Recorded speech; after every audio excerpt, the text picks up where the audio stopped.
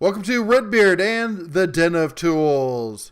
Howdy ho, guys and gals, it's Red, your friendly neighborhood tool bear, back again here in the Den of Tools. And tonight I'm doing a follow-up to a video I did the other day. I was doing some unboxing of some old tools, and a lot of people saw that the bear had a little interesting setup in the back, if you will. And that is, I have my, my portable bandsaw set up in a vertical configuration, using a Jawhorse, just like this. And some people had some questions about how to set that up. I mean, it's pretty simple. There's not much to it, but I thought I'd go over just to give you some of the ins and outs of it. So let's jump into it, shall we? Alright, setup for this is really simple. What you want to do is you make sure you're clamping the handle portion and not the actual chassis of the saw. That's the metal part. So you get over here, you get it lined up, try to get it as vertical as possible. It's it's a bit tricky. I'm also filming with one hand here, so that makes it a little bit more difficult. But get it lined up there as vertical as possible. You want the trigger, at least on this model, you want the trigger there lined up about even with the grip. And then we just reach over the back here in a simple three-step process. Clamp it right under the body there, lock it, and stomp it. And that's about it to get it locked up. Now, the next thing you're going to need is this magical little device. Okay, you don't need this, but it really helps. All right, and what happens is you take the cord from the saw, it plugs into this plugs into the wall, and this allows you to control the saw itself. Now, in my saw, when it gets clamped, I can actually press the power button, and it will stay pressed. Now, on other saws, you may have to zip tie it, put a block of wood or something in there. You step on it.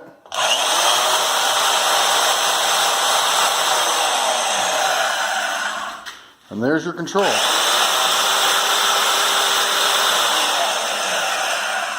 And of course, you can still change the speed. Even while it's running.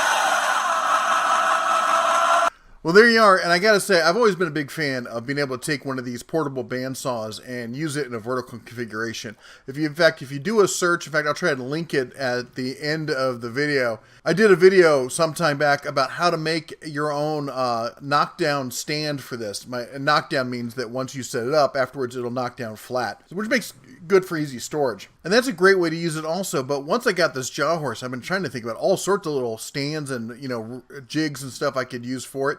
And this just popped into my mind. I'm like, I wonder if I can get it to work. And I gotta tell you, it works darn fine.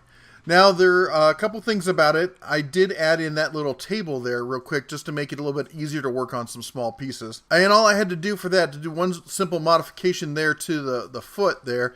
Yeah, anybody comments and tells me, yeah, it's a shoe. I know it's a shoe, okay? But I grew up, we called it a foot. It's one of those colloquial, you know what I'm saying. It's one of those things that people say. Anyway, I drilled a hole right there, just a nice little hole. I used probably didn't have to, you know, if you're careful about it, but I used a dab of 3-in-1 oil just to, you know, I didn't know where my cutting oil is. Same thing, probably. Anyway, I just put a dab of oil there, went nice and smooth, and drilled right through that metal plate. Just a big enough hole there to use with a bolt that I had found. I would recommend doing it in the dimpled portion down there and not on the raised portion, because then that could affect, you know, how the foot there sits against the workpiece on anything else you're working on. But I wanted to make it simple to use and easy to take on and off. And the reason this works in that configuration with one single bolt is because it butts up against the back of the saw here and against the guide here. So that's 3 points of contact, and that's what locks it in firm. So if you do decide to go this route, make sure you cut your piece of wood to fit. So it butts up on the left side against that guide, and it goes all the way back against the body of the saw. One last thing I do want to point out, this did do some cosmetic damage to my saw. Right at the bottom there, you can see there the overmolding right at the very tippy tail there has come loose a little bit.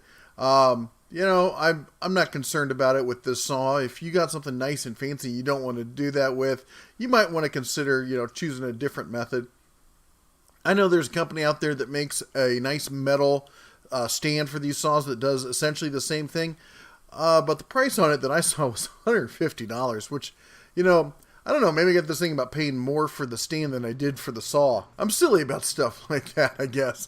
Anyway, I gotta say, I love these Jawhorse kind of things. This was the one, the Rockwell one that I mentioned was on on sale, recent clearance at Lowe's, and I picked that up. I know that Harbor Freight is coming out with one sometime, probably this year, but don't really know for sure.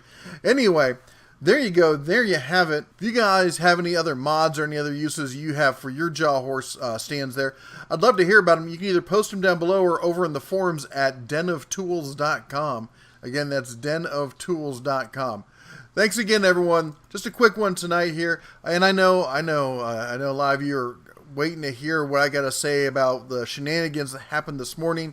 You know, it's a Sunday. Let's take it all easy. Let's relax. Let our heads cool down and wait for a response so we can get the rest of the story. You know, the Bear is always big on getting the rest of the story. And if you watch the video, I wasn't saying we should go for a boycott or anything else. I still love the freight. I still love what they're doing. I just hope that they can turn around and show the love back to the community, because that's what this is all about to me. Anyway, take care, and as always, say it with me, shine on.